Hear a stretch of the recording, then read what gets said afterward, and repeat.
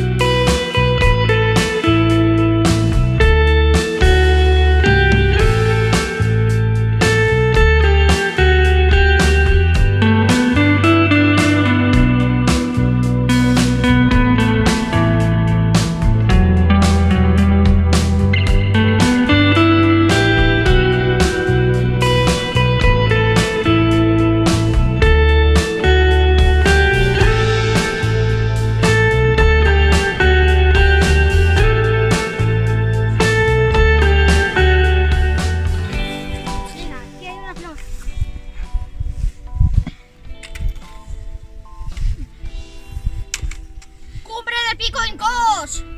583 metros de altura.